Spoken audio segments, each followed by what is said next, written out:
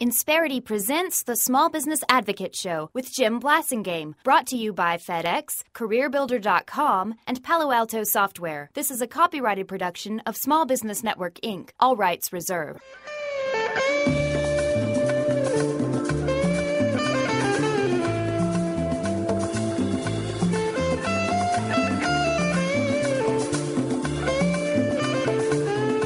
We're back. It's 17 till the hour. Thank you very much for hanging out with me. I'm Jim Blasingame.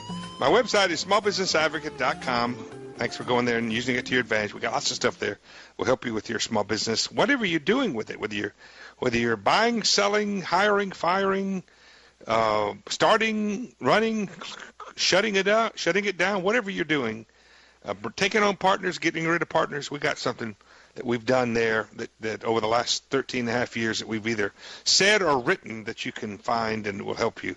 So check it out at smallbusinessadvocate.com. Don't forget to subscribe to my newsletter, and be sure to take our poll question, too, which is right there on the homepage.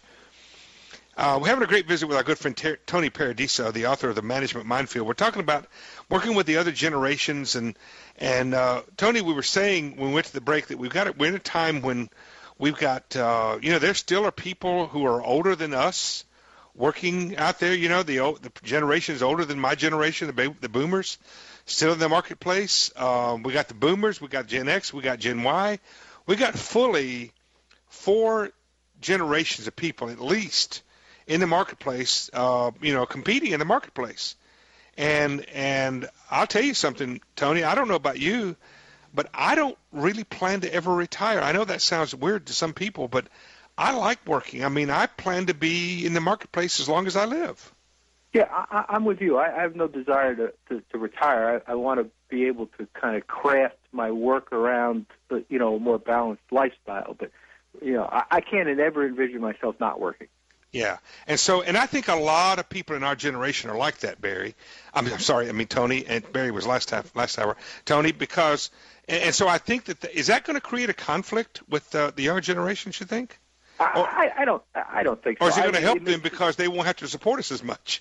Yeah, I think it'll end up being a net positive. It really depends on what kind of economic growth we have, because as people stay in the workforce longer than traditional, I mean, that begins to crowd. It crowds things out if there aren't jobs available. So I mean, it's a macroeconomic issue that no one really knows the answer to, because we don't know what kind of growth. Well, myself, I don't see myself taking a job from anyone. In fact, I may still be an employer at that point. I don't know, but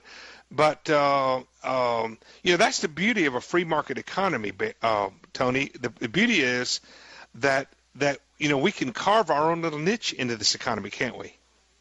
Yeah, I mean, if entrepreneurship grows, then you're precisely right. Small businesses create jobs, even though the government ignores this and gives money to Fortune 500 as if it were candy. The real growth comes from small to medium-sized businesses. So hopefully these generations will have the same kind of entrepreneurial spirit, and even a greater one, because that's where we will really create economic activity. So. What can you and I do to help the younger generations become successful as entrepreneurs? What is our generation?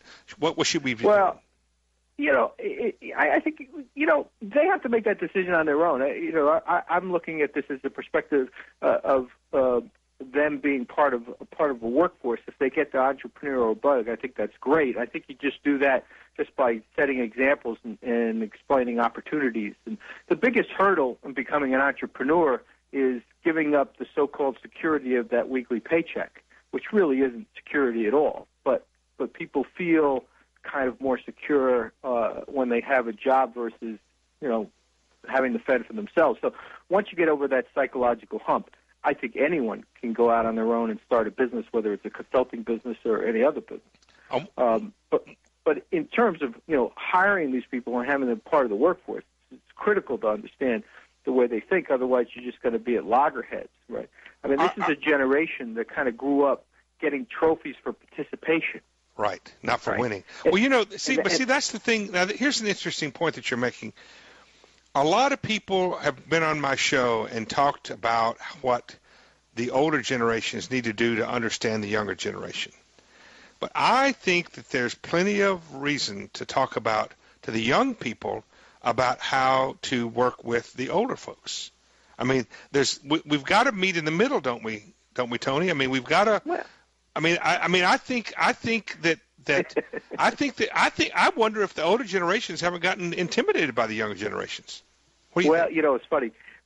When they were presenting this material in our group, my comment after it was all over, I said, so should we just kind of give this generation what they're looking for, or should we whack them upside their head and try to talk some sense into them, right?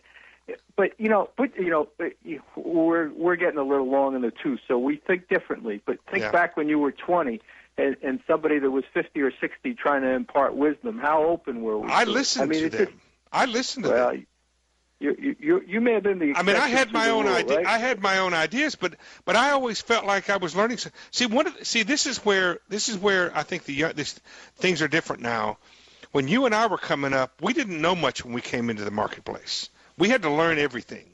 The younger generation, they actually are bringing skills, and that's one of the things I think that you and I have to realize is that yes.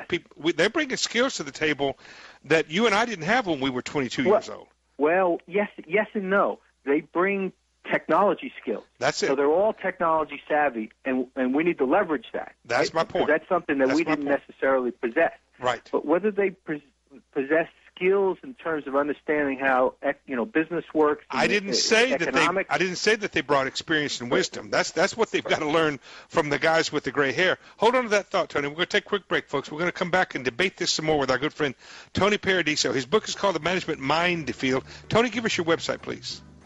Actually, I'm focused now on my weekly column, so I would encourage people to go up to the NashuaTelegraph.com. Every Sunday I write a weekly column on business and economics. Nashua, New Hampshire, great part of the world. Stay with us. We'll be right back, 10 till. So keep it up, quench my desire, and I'll be at your side forever. Insperity presents the Small Business Advocate Show with Jim Blasingame, brought to you by FedEx, CareerBuilder.com, and Palo Alto Software. This is a copyrighted production of Small Business Network, Inc., intended for the private use of our audience. Except as otherwise provided by copyright law, all other copying, redistribution, or publication without prior written consent is prohibited. All rights reserved. Prohibited. All rights reserved. Prohibited.